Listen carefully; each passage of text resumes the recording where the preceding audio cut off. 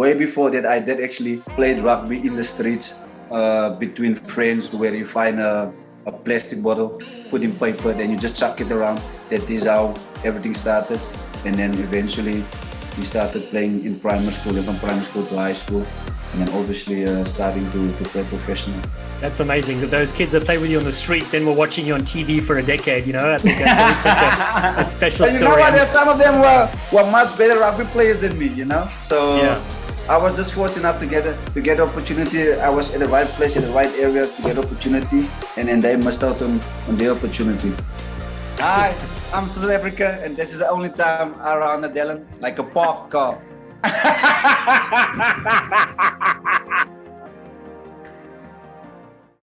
He's so dangerous, Freddy Krueger has nightmares about him. Hello and welcome to the Rugby Hive. I'm Dallen Stanford, and despite my South African accent, I was fortunate enough to play rugby for the United States on the Sevens World Series. And I'm MacDowell, a former Canadian Sevens international. Back in my playing days, I went head-to-head against Dallen in the USA. For several years, Robin has coached international sevens for various countries, including Canada and Mexico. He's massively passionate about growing the game across the Americas through his MacDowell rugby programs at all levels. I'm currently a commentator for World Rugby, most recently broadcasting the Rugby World Cup in Japan, as well as the amazing Sevens World Series. More than a decade later, we are teaming up to bring you insights from legendary players and coaches from around the world. All legends have a story. The Rugby Hive podcast is here to share it. Welcome to the Hive. Oh, he's more dangerous than climate change. Hello and welcome to Season 2 of the Rugby Hive podcast. We're as tough as Nicolas Cage's face, and we're back for more. 2020, of course, was a whirlwind for so many reasons, but we're grateful and thankful for all the support for Robin and myself and those that listened to the first 24 episodes of our pod. Like our playing days, we certainly got around it like park cars, learning the ins and outs of the podcast world, but certainly enjoying the ride, having many laughs along the way. Season 1, we had so many remarkable people not only answer our calls, but share their insights from either playing or coaching international rugby. We've covered the women's game, the men's game, sevens, 15s, and plenty of classic stories. And for me personally, I love the advice to the next generation for young girls and boys that is imparted by our guests. Plus them listing their favorite players, who they've played alongside, who they've played against. You know, we had season 1, 24 episodes. Guests included Brian Habana, Nolly Waterman, Frank Bunce, Kayla Molesky, Osea Kalinisau, Mike Friday, Henry Paul, Tiana Penatani, Ari Guerrero, Ruben Samuel, Gary Gold, Gareth Rees, Joel Stransky, Mark Robertson, Chris Brown, Frankie Horn, Andy Friend, Alev Kelter, Nate Hirayama, Clark Laidlaw, Chris Wiles, Leslie McKenzie, Carl Tanana, Santiago Gomez Cora, John Tate, Ben Gollings, and Todd Clever. And one thing I discovered from season 1 is that Robin talks twice as much as me, a professional talker. I mean, who would have thought that, you slippery eel? That's all part of coaching and how much coffee I drink. Well, give us your summary or any highlights or favorite guests or moments from season 1. Selfishly, again, as a coach, it's always trying to learn and grow. It's just about paying it forward, and everybody has a road to success, and it's not easy. And I think Nolly Waterman's had about 300 surgeries, and she's one of the most decorated athletes in the world. And even, you know, I think Brian Habana talking about how he met Francois Pignard at the 95 World Cup at a random field, and he gave him a piece of kit, like, you know, full circle. Like, how's that story? Absolute epic. And that's the thing. We keep delivering these great guests that keep answering our calls. So we certainly love that. So let's fast forward. It's the year 2021. Give us an overview, Robin, some of the projects that you're currently involved in. Yeah, well, COVID's obviously, you know, the pandemic has affected the whole world and obviously the rugby world. And for me, busy, you know, with our national team programs, and there's not a heck of a lot of athletes to coach or recruit when the pandemic hit. So in the mix, I've been continuing to try and get Canadian lumberjacks and farmers from across the colder part of the world to the West Coast here on Vancouver Island, where it's the hotbed of rugby in Canada, and obviously hotter climate. And through that, I actually had a school district on Vancouver Island reach out to launch my second academy on Vancouver Island. So that's what I've been busy with. I got athletes from across Canada, interest around the world, and we even got a Texan coming up this fall. How about on your side? I love that, my friend. Well, I'm still sporting the Dominican Republic shirt from a recent vaccinated vacation with the missus.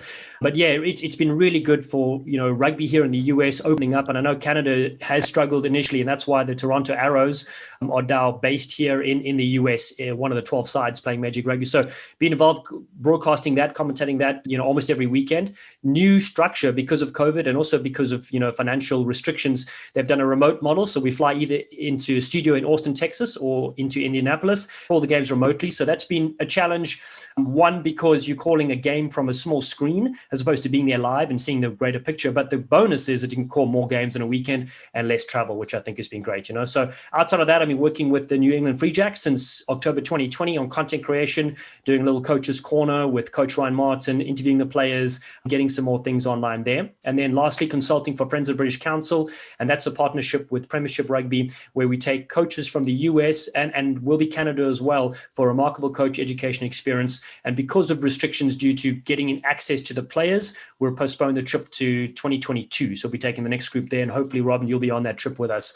So it'll be pretty exciting for that. Yeah, and I think the World Series will be opening up soon post-Olympics. So that's really exciting. Can't wait to hear you calling the games. That's right. Got to get the one-liners ready. Got to save a few for the World Series. That'll be super exciting. We'll see how that ends up going. And I know they've been pushing some of the tournaments back, but it looks like we could be in for a roller coaster finish to 2021. All right, let's get back to the Rugby Hive news. Massive news for us coming up this season too. We've got Wintergreen is our new title partner and sponsor. They're one of the leading warm-up support and recovery brands out there. Website is wintergreensport.com. And one of the best things I think about Wintergreen for me is the universal use for everyone. So from the person who's warming up for any sporting activity to those casual folks like me that go for a walk and pull a hamstring, it's really brilliant for those tight muscles out there. And what I've also liked is Verity has stolen all my magnesium salts that you put in the bath, so she's certainly enjoying the recovery effects of that as well. I got one of their starter packs, which is 4 sensational products. And what they've done with us is they basically said we can give 15% off to our valuable listeners so they can get their products by June 18th. And you use the code RugbyHive15%. And you get 15% off their amazing products. They partner with USA Rugby. They partner with Major League Rugby. They're a company out of South Africa founded by a few legends. And so they're just such a brilliant brand. And I know, Robin, you've been goose-stepping around the house and looking more lively with their products. Yeah, absolutely. Something that I didn't probably need in my younger days, but I definitely do now. And I know those guys that are actually fast and powerful will definitely need it. So yeah, it's a wonderful product and they smell nice as well. They do. Fans can visit wintergreensport.com. Make sure you get your 15% off there. Well, the news keeps coming in. The barnstorming news. Another one is we finally have our official merchandise range ready from World Rugby Shop. 46 Rugby Hive inspired products from the world's best sporting retail company. Robin, take it away, my friend. Anywhere from fanny packs to visors. Next, it's basically just setting Dallen up for success on his next trip. But they have absolutely everything. It's a clean, fresh brand line for the Rugby Hive, and I recommend you go there right away and get it while you last. Yeah, that's right. Type Rugby Hive in the search bar, and that's at worldrugbyshop.com and order some of the stuff. If your partner says you have enough rugby things, ignore what they say. Use our advice and just load up on the stuff. It looks very sleek and very clean. Still, the news keeps rolling in. Gilbert Rugby Canada is on board for another exciting season. One of our partners, and you can visit them at gilbertrugbycanada.com. And there, of course, we have World Rugby Shop, which ships internationally, and it's obviously one of our North American partners. But specifically in Canada, we have you there, Robin, and we have Gilbert. Yeah, absolutely. And we're really excited to launch our Gilbert custom Rugby Hive ball. That'll be live in June through Gilbert Rugby Canada for Canada. And for the rest of the world, it'll be available on World Rugby Shop as well. So it's a ball that Dallen can teach you how to pass with. That's right, exactly. Well, I've got Verity explains, so she'll do some of those little videos as well. target practice, And then we have a brilliant new website, rugbyhive.com. That'll be our home base. Plus, we have the brilliant Karen Gasbarino, known as the Gaz. She's joined us as our in-house for anything that requires pen and paper. She produces the amazing content through player and coach interviews, one of the best rugby journalists out there, and that is a brilliant partnership. And the Gaz comes through a connection through yourself, Robin. Yeah, Karen's the sweetest pie, and we're thankful to have her. And like you said, she's one of the best writers in the world, and I don't think anybody loves the game more than her. And we needed somebody on board to keep us in line. That's right, exactly. And then the hits keep coming. We're thrilled to partner with the Rugby Network to showcase the Hive to a larger local and international audience. So if you're watching this on the rugbynetwork.com, cheers, you sleek sensations. Really happy to be here for season 2.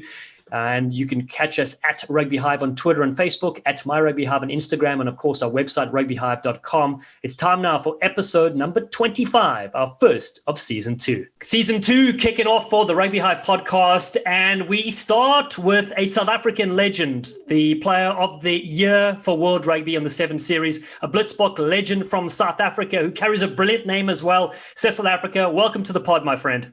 Thank you guys for having me. It's a privilege to be here. Hopefully we will have some good and interesting chats. We certainly will, my friend. So you're in sunny San Diego right now. So let's first start with your American adventure. How did it all come about? Sunny side San Diego. That is actually the first day. It's actually sunny side. It's actually sunny. Most of the time it was a bit cloudy and a bit of drizzling. So it's good to see the sun out here in San Diego. How it started, it was actually actually you can tell the story how it started. Me and my friend back home, the legend himself, even Judy, started chatting after I've stepped down from Sevens, and then he put me in contact with you, and then next thing I know, I'm in San Diego. So really grateful to be here, and hopefully I can add some value on the field and also off the field. Well, I want to say, Cecil, it's the Sevens community. I know we keep talking about it, on and off the field, like how important that is. And I think this is a really cool example. So Fabian messaged me for my details. Then you reached out, and Zach Test, who obviously I played with and you played against for many years, head coach, co-head coach at San Diego Legion. So it was an easy connection, an easy offload. I didn't even need gloves for that. And in the corner you went. And then I was under the post for the overload. Exactly. So yeah. It's for me it's quite interesting. My first season here, guys, things are not going the way as we would have wished to.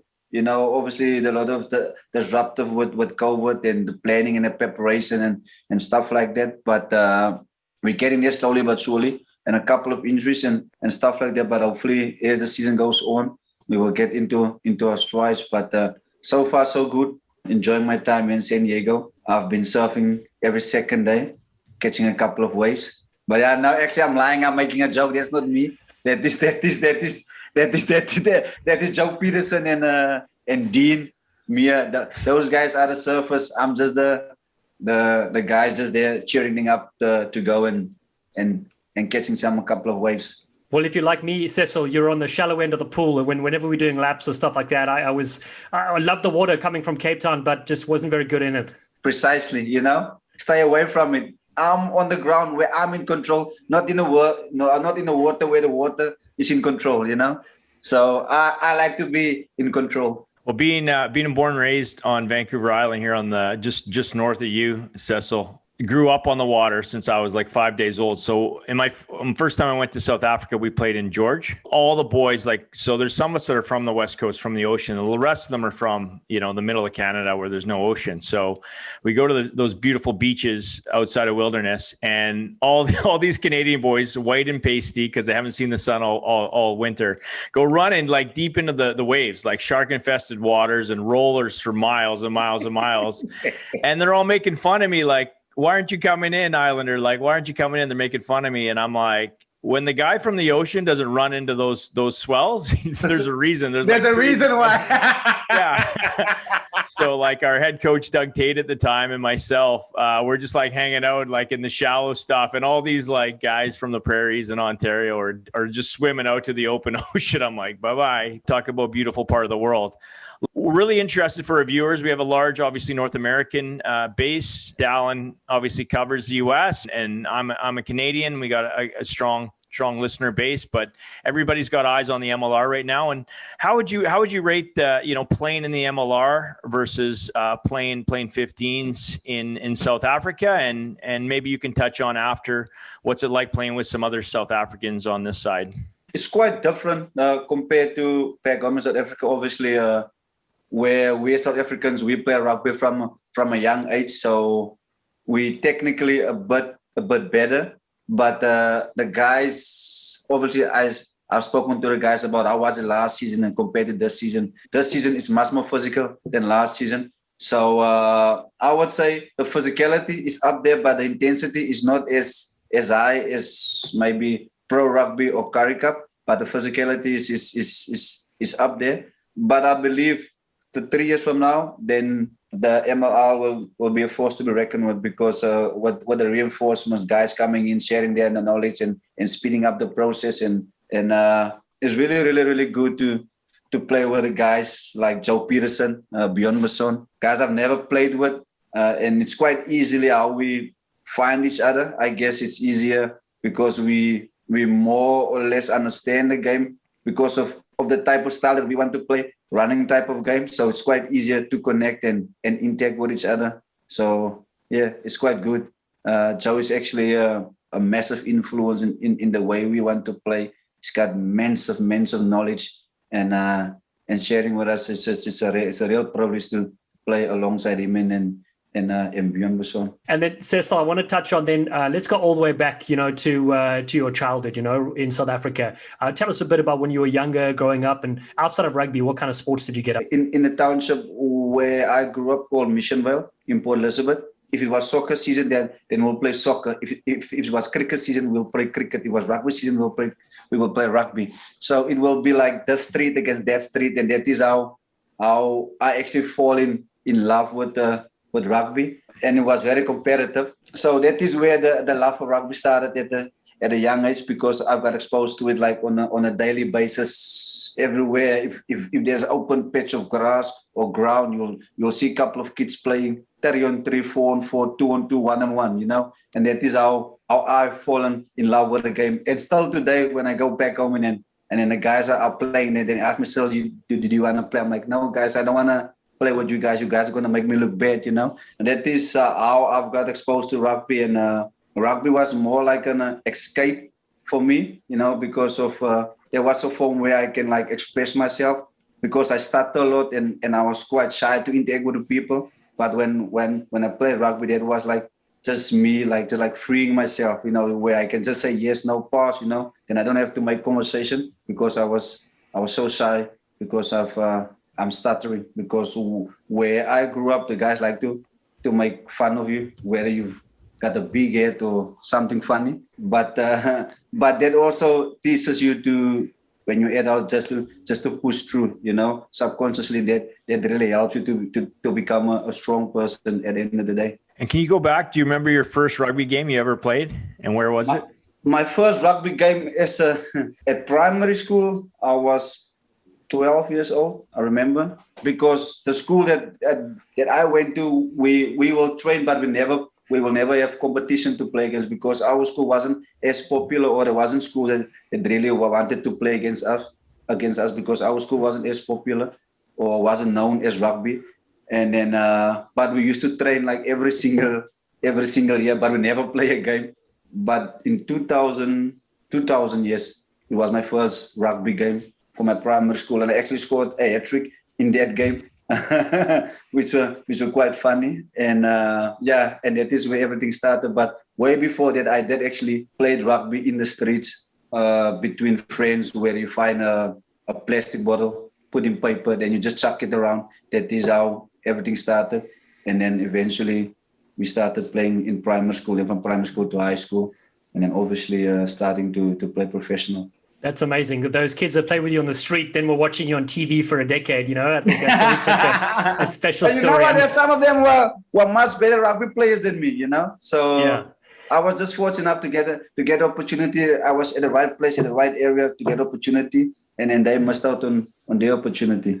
And speaking of those opportunities, exactly as you said, you made the South African school side, and that's a huge feat. And then South Africa under 20, that is a prestigious group to make in Rugby Mad South Africa. So what was it like playing at that level with the best in the country? And do you remember some of the names of those players that went through to represent the Springboks? Dallen, I represented SA schools in South Africa under 20, but I'm coming from a small union. For me, it was something massive, to be in the SA schools and to be at the Junior World Cup and play like guys like Robert Eberson, Francois Hougaard, Stephen Watermeyer, Stefan Dippenaar, Lionel Mapu, Nick Koster. Those all of the guys that is playing for the Cheetahs, Stormers, Bulls, or whatsoever. And I'm this young guy playing for a first division union, which is the Griffins, And it was just awesome to see how those guys talk about the game, where I was limited in terms of exposure, which if it's nutrition or is it the knowledge or recovery or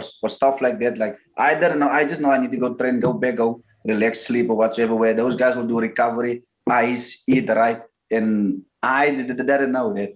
That's why guys like Frans Hoga, Lionel Mapu, those guys, when we went on and became Springboks. We had a really, really, really, really good backline. We had Frans Hoga as our 9, Frans Brummer as our 10, Robert Eberson our 12, Stefan Watermeer our 13. 2 wings was Lionel Mapu and Stefan Dupena and Walton Peterson. Walton Peterson was outstanding rugby player, very physical, good runner of the ball. Just said that he went that tragic of a car accident, and he couldn't really fulfill his full potential. But those were the guys I've played with, and also you have guys like Dievel Divenage was also in that team. So guys in that team who ended up become Springboks was Lionel Mapu and Frans Hoga. Yeah, some talented players in that squad, man. Epic. Yeah, very, very, very talented players. And tell us about the period in your life with the Griffins. You played almost 50 times for them, a side that competes in the Currie Cup and Rugby Challenge tournaments. Were you happy playing 15s, and how did the doors open for you in 7s? The Griffins, they were the team who really gave me the opportunity from under 18, played seniors when I was 18 years old, and really, really, really enjoyed my rugby down there in the Northern Free State. And I was fortunate enough to win the first division with guys like Howard Noble, Ashley Johnson, Jonathan McQueen, those guys. And then I was just playing. I was just being a kid, just enjoying and expressing myself. And then Coach Denver Vanis, I've played the Emerging Springboks 7s. That's like the development program. And then Coach Denver Vanis spotted me. And then I went to Kenya. Then I played in that Safari 7s tournament. And then my first year, I was playing the tournament. And then the second year, I was outstanding again. And that is where Coach Paul True spotted me. And then I've only got invited to the camp 2008-9 season. And then after that, then he asked me, Cecil, do you want to stay here? And I'm like, yes. In that same time, I've got the offer from the Cheetahs in the 7s. And so then I'm like, no, I'm going to the 7s because this is I felt like this is something I want to specialize in. And this is where I felt appreciated. This is where the people really welcomed me. And then I guess the rest was history, and that is where everything started. In many ways, you embody the rugby high because you are a worker bee. You're nonstop, and also you'll sting people if they don't watch out. So that's why 7 is your game. Rob and I both played, but just as rugby fans, your name comes up, one of the greatest 7s players of all time. Let's talk about that entry, right? So you were in the broader squad 2008, 2009, and that's the year South Africa, for the very first time, won the 7s title, normally dominated by New Zealand, who'd won, 8 out of 9 years. So what was that like in South Africa? Even though you weren't playing, as you said, on the series currently yet, but did that put 7s on the map? Like that reason why I wasn't playing, because I was competing against guys like Paul Delport, Vuyo Zangma, Remford Dezelm, Zwan Lestiks, Gio Eplon. I'm like, I've got to learn as much as possible. So the day these guys step away, I need to make sure that I make use of this opportunity. So I was stealing a lot by just the way they do things and just trying to understand the game and get clarity of what is my role, where can I fit in once they leave the system. I guess that year was the first year when South Africa won the World Series. After that, then the people really started to acknowledge 7s, started to follow the game, because back home people didn't really follow 7s as they're following it now. But we sat as a group and speak about what we want to achieve and where we want to take Springbok 7s, and we want the people to really fall in love with the game of 7s and really see the value in the manner we play, So back home, the people was really stoked, because I think that year we won the World Series. It was the year after we won the World Cup. That same year, 2009, we won the British and Irish Lions to in a Tri-Nation. So all of those trophies were back in South Africa. So everybody was happy, and so it was a good overall year for South African rugby. So everybody was stoked about it. Yeah, lots of trophies to drink out of. There was Yes, most definitely was. You mentioned all those brilliant names of players that came before you. Those players obviously rounded Robin and myself like park cars in the series. And then, of course, the great thing about South African Sevens team is that there's a better player coming through every single year type thing, you know? And so we played against you. I want to say it was 2009, 2010, around about that era. I also remember Neil Powell, who had a bit of gray hair back then. And I remember thinking, oh, you know, I thought he was on the coaching staff back then, but he's actually playing. So can you just talk about, you know, what made him a good teammate, which would then transfer into him becoming a brilliant coach? I was quite fortunate enough to really play with a bunch of good leaders. And Coach Neil, he was in the back end of his career, a really, really, really passionate Springbok Sevens person. He loves it out, the way he talks, the way he breathes it. He was actually much more stricter player than he was a coach, because he was so passionate and young. He just wanted us to be proud of who we are and what we were. And he really just want us to make sure that we go there and do our utmost best. I didn't really play much tournaments with him as a player, but when he was there, you would felt like his leadership, his presence, a lot of wisdom and knowledge about the game, and really guided us well those times when he was part of the team. And outside of your record, 345 matches on the World Series, you won 2 major medals in your career. First up, tell us a bit about your memories at the 2014 Commonwealth Games in Glasgow, and what that experience was like. That is one of my highlights in my career, 2014, especially the Commonwealth Games. The reasoning is because I was a flag bearer for South Africa at the Commonwealth Games. That is one of my highlights in my career, and just going out there, waving our flag, just being, you know, it felt like a kid. And after walking through, and then we took our seats, and the boys were excited. Hey guys, come, let's go out there and really and enjoy each other company.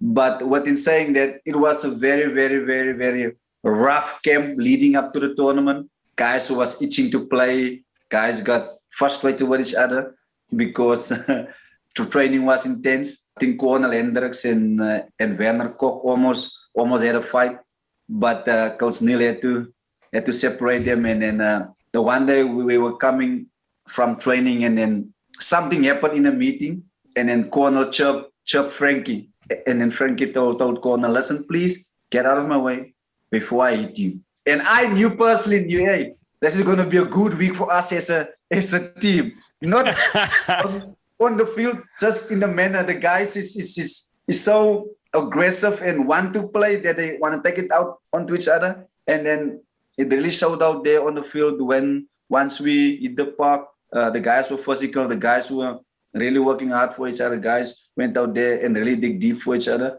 And we managed to be the first team actually to beat New Zealand in a Commonwealth Games competition. So that was actually something totally special for us as a team. I went to the 2006 Commonwealth Games in Melbourne, Australia, and we went through to the top 8, beat Scotland at the death. But we lost to New Zealand in the cup quarters, and then we lost to South Africa in the plate semis. So we were on the receiving end of those. So no, that's good to break it up. And those multi-sport games are so much fun. I've been to 5, 1 as a player and 4 as a coach. And one thing I always say to athletes everywhere is we train and we love the sport. But when I look back on any of my memories, it's all about the people, the places, and the things. And just the Athletes Village for me was so special.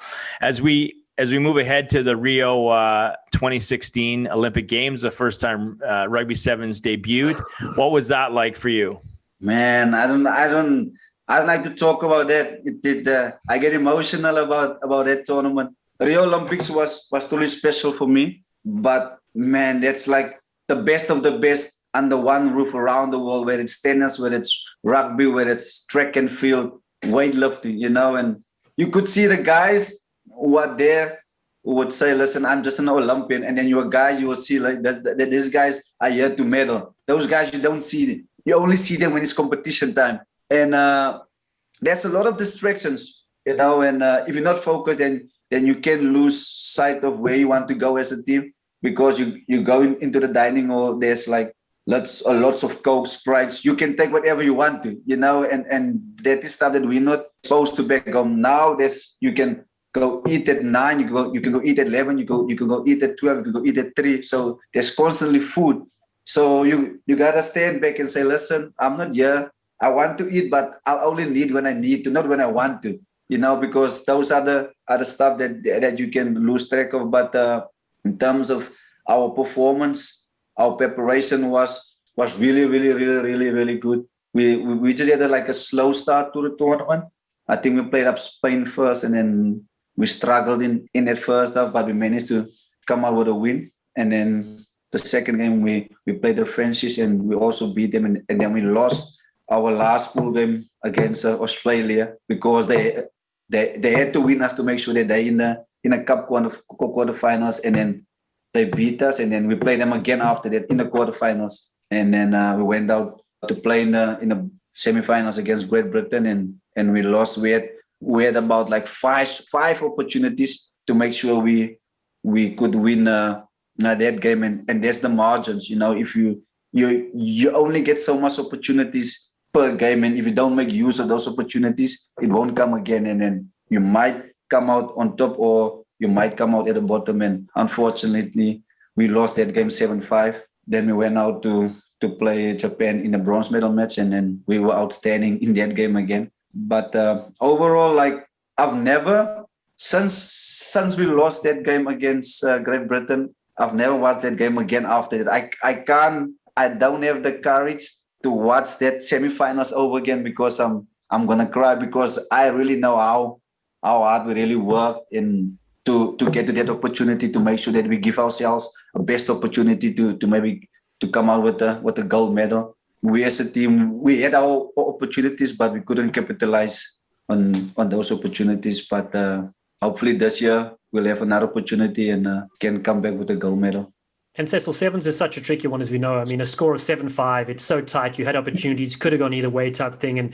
But you're also right about, not having to go to watch that, because you experienced it, what it was like. And a lot of times, people use moments like that as their bigger inspiration, as opposed to winning something, right? So, Yes. And that leads me to my next point. For example, in 2017 and 2018, you made South Africans beam with pride, right? Around the globe. You guys won back-to-back HSBC World Rugby 7 Series titles.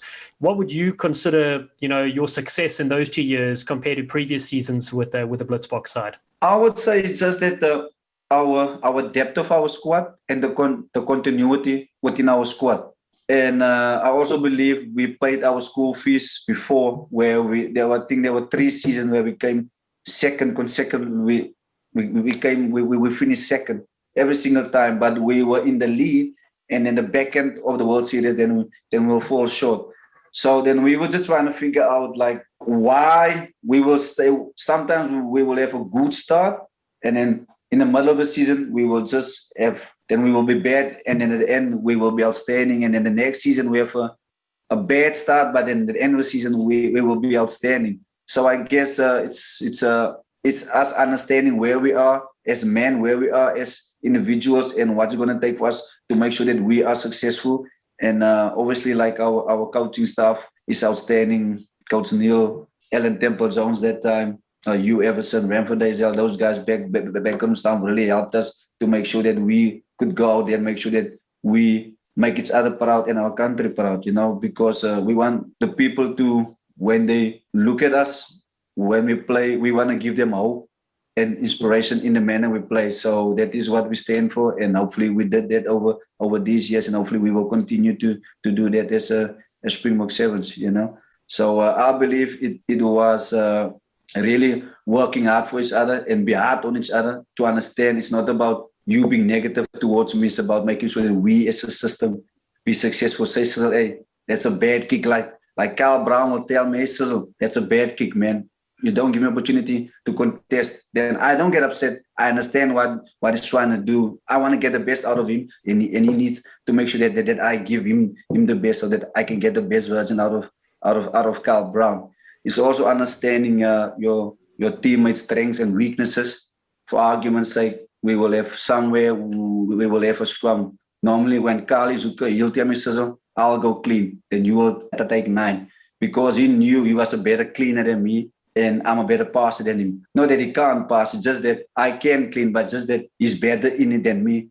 Stuff like that. those small detail stuff that make sure that we get the best out of each other, with each other's skills and understanding each other's strengths and weaknesses. Yeah, exactly. Putting people in the right position to be successful. Like we spoke to Frankie, and we said to Frankie, we've never seen him pass the ball, but he doesn't need to pass the ball, right? Because he's the Buffalo. He doesn't need to pass the ball. He doesn't need to pass the ball. He's just got to make sure that he give us momentum, and then we will take it from there.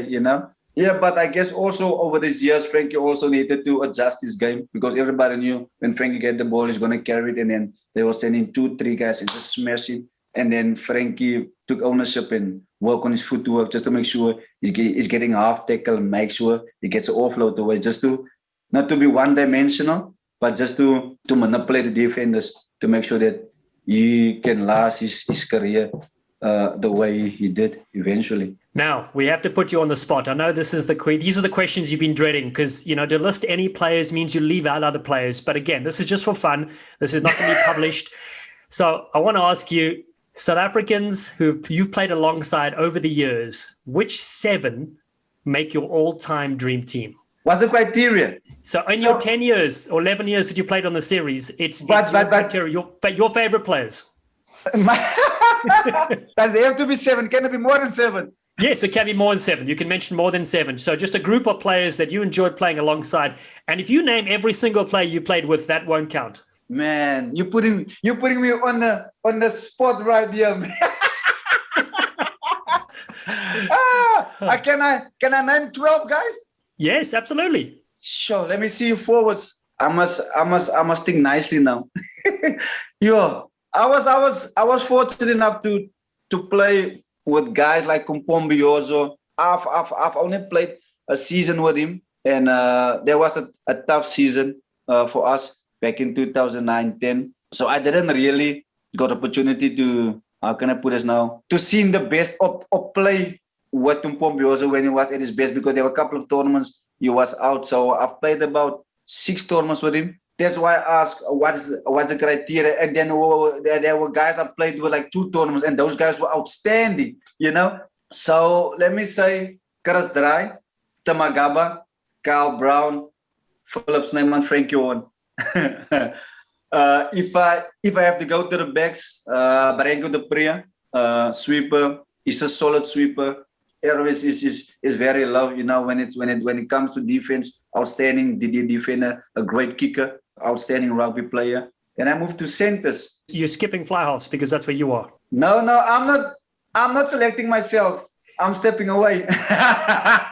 I've played with Fabian only 2 tournaments, and that was like, he haven't played sevens for about like 5 years, but we knew what Fabian could do, So I'm not gonna put him in that team. I'm not saying it's not part of your question. Is the guys I've played with over these years. I'll come back to the 10s. Let me go to 12s. Cornel Hendricks and Stephen Hunt.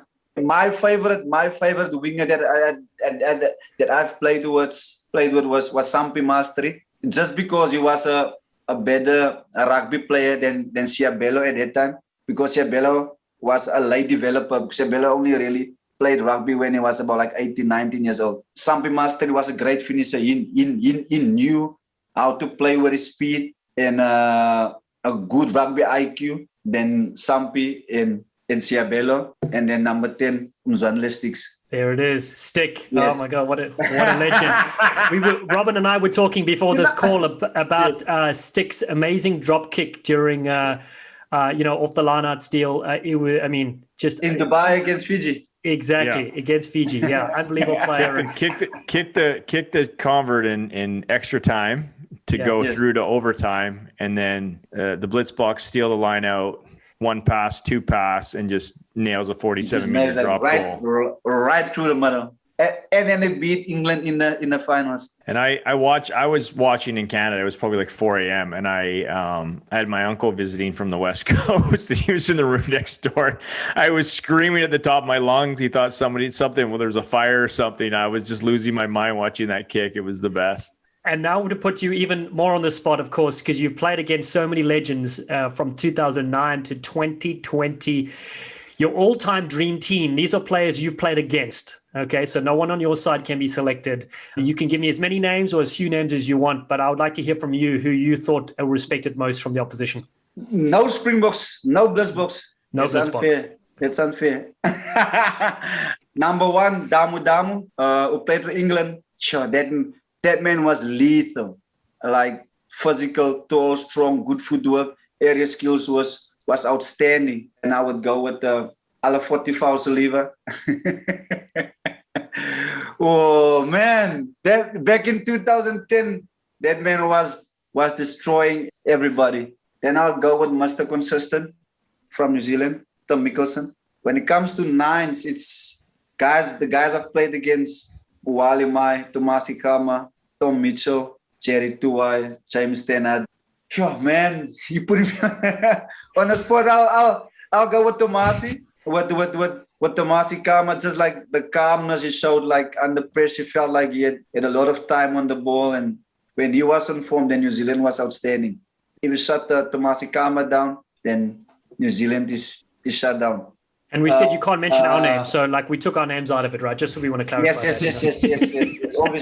Obviously, yeah. Number 10 is England legend. I have to go with Ben Gollings. You know, that guy, kickoffs outstanding, accurate. If there's a conversion, needs to draw the game or win the game, you'll guarantee you will slot it over. Centers. There was one season where was the guy's name? Charles Pietau actually played for New Zealand. He had an outstanding season, but I have to go with Vermeer Vakatawa. Man, that guy's footwork, his strength, offload, he's lethal. If you have that guy in the midfield, you'll always have go forward ball opportunity. 9 out of 10 times, you're gonna score. You're gonna get opportunity to score a try. The guy that's gonna make sure that you finish those opportunities. We had great finishes over these years. I played against guys like Frank Gelai, Michele Pessamino, Dan Norton. Even Sherwin Stowers was also a great finisher. And what's the guy's name I played against once?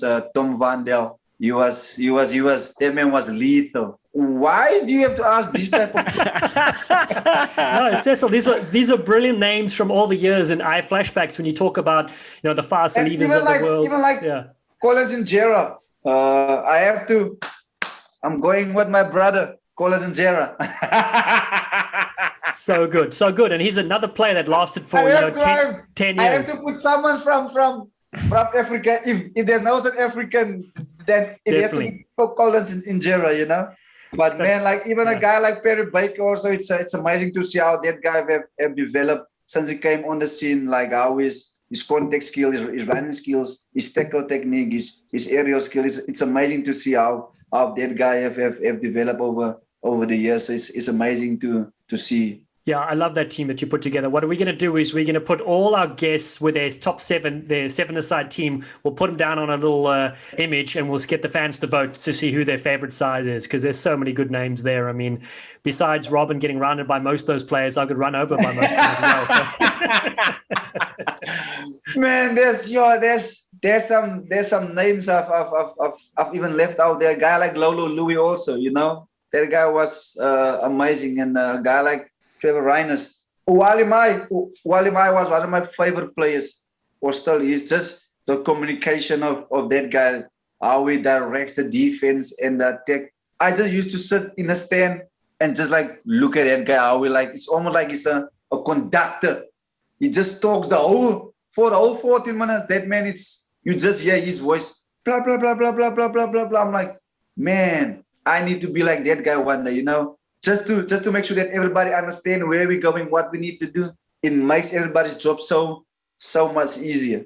I got an opportunity to play against you, Ali Mai, as well, and I've shared this story a number of times, but it took me about 7 years, Cecil, before I got selected for Canada, so I got cut for 7 years. So by the time I got on the big bus to Dubai, I'd known every player, and I'd done my homework right. And then in South Africa, I played against Samoa for the first time, and I'd been fearing that part. But we had like a 5-meter scrum, and we got wheeled, of course, and he just looked at me, kind of winked at me, and just scored under the post. And he was kind of like, welcome to the show, young man. But just all class and just full control. And then I really liked Pessimino as well. He was world class in his time, one of the best finishers for sure. You guys are taking me back now down memory lane. It's good. It's good. All right. We'll move on here. So you've toured the world obviously extensively. Who would you list as some of your favorite team jokers or pranksters on tour? Who are your craziest roommates? You know what? I wasn't fortunate enough to have like crazy roommates. I was fortunate enough to room with Kyle Brown for about like 8 seasons. And there in that room, we strict, you know. But the pranksters in our team is Frankie Horn and Chris Dry. And then we have the silent assassin, Philip Snyman. That guy, no one would think it will be him, but it is him. If there's a prank, everybody would run to Frankie and say, Frankie, why did you do this to me? Why did you do that to me? Because that is what Frankie does. Then in the meantime, it's not Frankie, then it's Philip. And then Philip just sits there straight face like, I didn't do anything. But in the meantime, the whole time it was him. The one time, and also our physio, Hugh Everson, after the London tournament, then Chris Dry normally stays back because his sister stays in London. And then our physio took blue cheese and then he chucked it in Chris's Dry big bag. When Chris Dry went to his sister, then he opened his bag and then all of his clothes were smelly and that man was upset. He was bleak. He was bleak. And then the following season, when he came back in our camp, and then he told us, our physio, I'm gonna get you back. And I think that following year, then someone was making coffee for the management, and then one of the players took 2 sleeping tablets and chucked it in a coffee and gave it to you, and then drank it. And that man was on the way to training. He was nodding the whole way there and back. Man, there's some good stories. Like back in 2014 at the Commonwealth Games, Frankie Horn turned around his own bed, throw out his own clothes just to get to Chris and blame Chris. Why are you doing that to me? But it was himself. And just to get into Chris's room and toss his bed around and all of his clothes. That guy. That's Frankie Horn for you. Yeah. What a genius. Awesome. So what would be your favorite tournament you've ever played in or won? That's a tough question, I know, but we're holding you to it. Just one. The favorite tournament I've played was 2011 Hong Kong. Everything that tournament was just magical. I don't know why. Everything just felt good, and I was fortunate enough to be the first South African to actually win a player of the tournament at Hong Kong Sevens that year. And we lost to Fiji in the quarterfinals in overtime. We went on winning the plate tournament. But in saying that, in our first game against Spain, we lost 2 players, Paul Jordan and Bernardo Bota.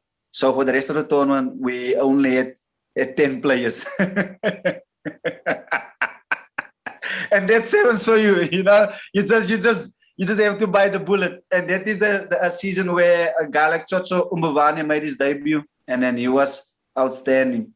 And then I want to follow up as well, because you know there's so much knowledge on the Sevens World Series, and you've seen it intimately for more than a decade. So Cecil, what would you say the differences on and off the field if you compare when you started in 2009 to when you finished recently? Sure, there's a lot have changed massively. Obviously, like the personnel, the competitiveness between the teams. A lot of teams are doing now live coding, analyzing the opposition. And obviously, the food is much better now. And the destinations is also much better. And there's a massive following base to when I started now. So there's a lot of people coming out to watch the tournaments actually live. So which makes it more competitive. It wasn't as way back then where New Zealand used to like dominate the World Series. So any team can beat any team now on any given day if you don't pitch up. So it's very, really, really competitive. It's a healthy competition. It just shows you how the game have changed over the years. The way the teams have played side to side. Teams are playing more direct. It's just Fiji that is playing Fiji rugby, offload. Then you get England who plays direct. What offload? Then you get Scotland who plays wide back into the pull back, just like USA.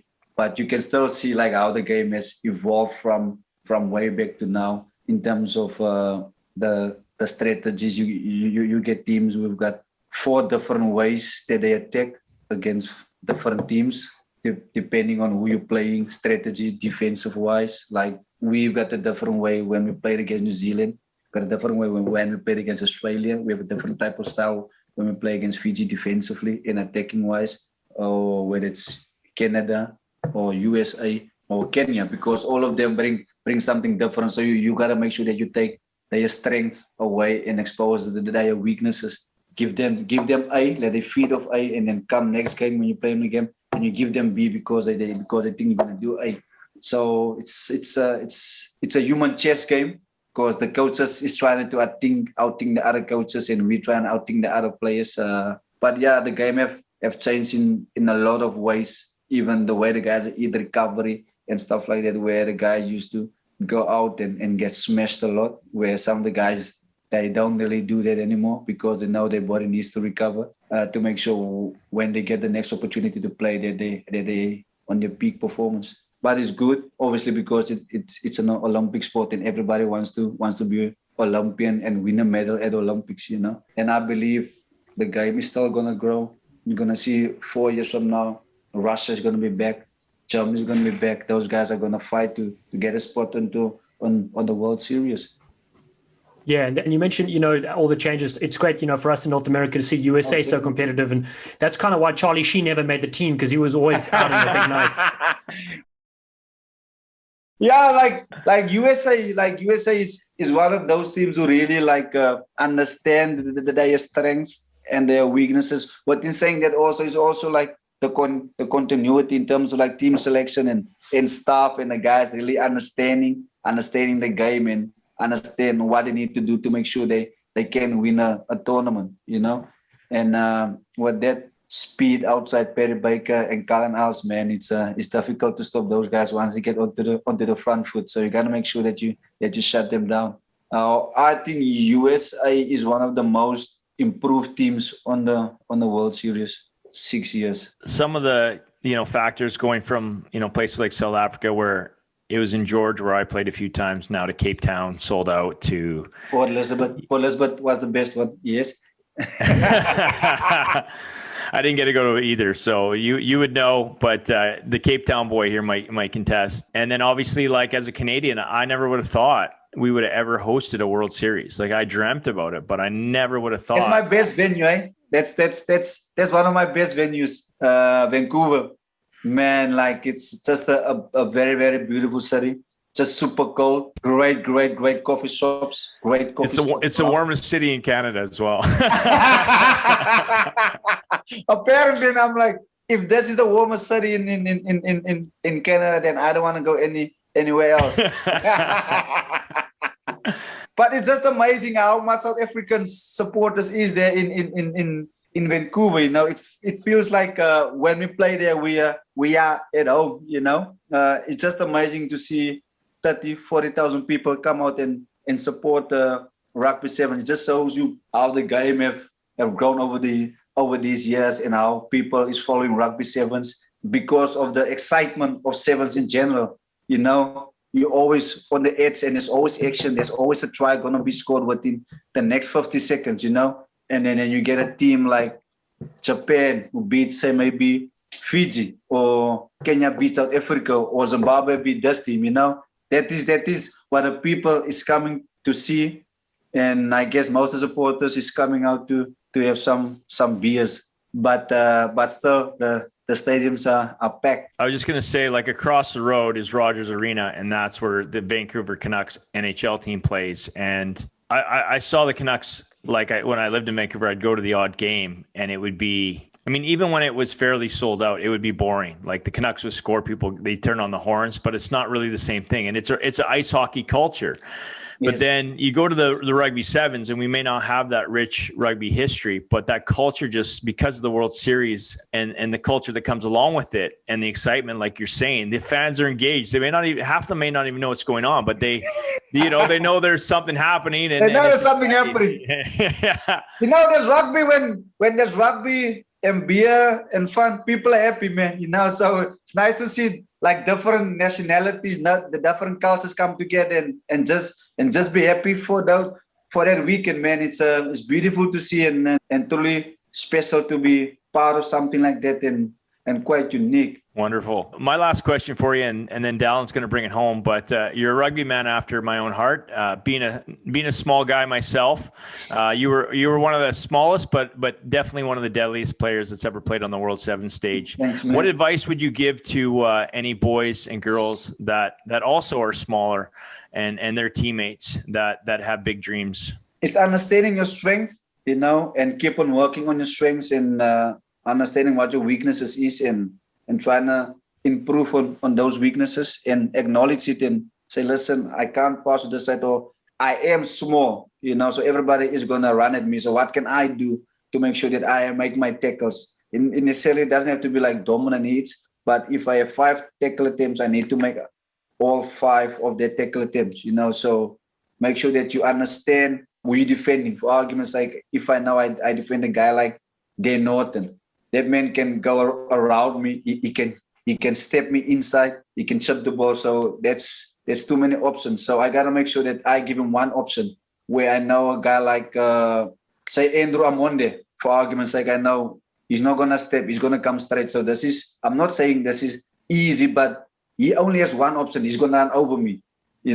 So it's understanding who you're defending and what is their strengths and what is your strengths to make sure that you can make that tackle on that person. Hopefully it makes sense what I'm saying. But yeah, it's just back your own ability and go there and express yourself at the end of the day, and just make sure that you give your utmost best every single time you get opportunity to play. It's awesome advice for our Rugby Hive followers. And again, being such a small body yourself, it's Branko a pretty good example with your dreadlocks flying everywhere, but still making those tackles. And I thought I was small and Robin was small too, but you guys obviously smashing the big Fijians where we just got run over most times. So, obviously brilliant advice there. And then let's talk about life after sevens. Your final question for you here is rugby coffee. Robin's body is made up of 95% coffee, 5% water. How did you come up with the business and who's involved? And give us a story there, please. This is actually a fun story. Myself, Carl and Philip, we're quite blessed to travel the world to see the beautiful cities and taste the different coffees around the world, whether it's Dubai, Sydney, Vancouver, London, all taste all the different coffee and we really love coffee. So and coffee is a form of social, just hey, let's go for coffee and have a chat, and coffee is always gonna be around. How did you come up with the business and who's involved, and give us a story there, please? That is how we really born as Springbok Sevens. The whole team will go out for coffee and then we just sit and have a chat. And then there's one evening, Philip Snyman was sending me a message around about 10:30 at night. Well, big things is about to happen. And I'm like, what? Why is he sending me this message this time of the night? So now I'm replying, what? Then he tells me, wait till tomorrow.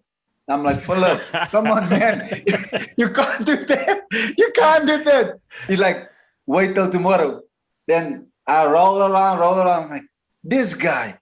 Anyway, eventually I fall asleep. Next day, I even drove past my coffee stop. I normally do like, this is what I do when I go to training. I'll get in my car, drive, have a coffee or buy a coffee, go to training. I even drove past a coffee shop straight to Philip. I'm listening. What's it? What's the big things to happen?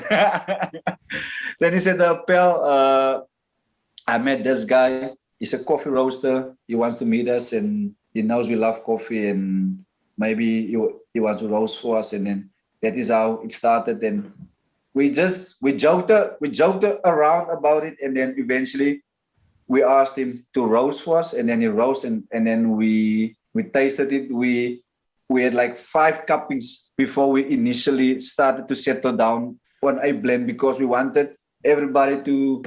We were discussing about what blend we're gonna do and what it need to taste like, and then we decided we can't do something that we like. We must get something that everybody is gonna like, to make sure that they enjoy our coffee, and then and that is how the journey started. It was a hobby for us, and then eventually we say, guys, if we want to make this thing serious, then we need to go into business, and then that's how it started as a hobby, but now it's a business. The coffee company is called 18 Coffee. we've got four different blends. We've got a pilot, and we've got a single origin, which is Colombia, All Amigo. Then we have an all African blend, Safari Express, an Africa blend, and then we have a Spoorslayer, Biscuit's best friend. That is our business in a nutshell. And remind us of exactly who's in it and their jersey numbers and why it adds up to 18. Oh, do the numbers. The reason why it's called 18 is our jersey numbers. Philip Snyman was jersey number 2, Carl Brown jersey number 6, and myself was jersey number 10. And we the most kept players in those jerseys. And a perfect don't quote me on this, but a perfect espresso shot is 18 grams. So I'm just saying, that's why it's 18 of the numbers. So it's Philip Snyman, jersey number 2, Carl Brown, jersey number 6, and Cecil Afrika, jersey number 10. And that's why our name is 18 Coffee. Beautiful. We won't quote you. We're just going to show this video and let it play. Well, we can't wait to try it, my friend. That's going to be epic. And I want to say a huge thank you from Rob and myself for being on the Rugby Hive. Not often you get a player that scored, 1,462 points. Man. Top scorer for South Africa, 179 tries on the series. It's been an honor commentating you on the series and now in Major League Rugby as well. So you're still going strong, still letting the locks fly, more looser than Homer Simpson's dietitian. Thank you guys for having me on the show. Hopefully you guys enjoyed it, and hopefully I did answer the questions that you guys wanted. But we can talk again on selecting the RIM team over these years and get a different views and reasoning why. I like the talks. I like those types of conversations because everybody sees things differently. It really teaches me also a lot about the game and also understanding a lot about the rugby just in general, why certain guys select certain players. Yeah, I think you're right, Cecil. It's fascinating to hear from our different guests who they choose, and we had Nate Terryama on long ago, and when he came onto the scene, Serevi was still playing, so he went against Serevi. So it all depends which era you were part of. And, yes. Yeah, exactly. That's right. So absolutely brilliant, my friend. Goeiedag, ek is Cecil Afrika en jy luister aan Rugby Hive. Take it, guys. Thanks. Cheers, Star. Beautiful ball over the top. Yes, Seppo! Thank you for listening, you sleek sensations. If you haven't already, please subscribe to Rugby Hive Podcast and catch us on all the socials at Rugby Hive. We appreciate your support. Be safe out there, and we'll see you soon. They've taken the lunch money from South Africa.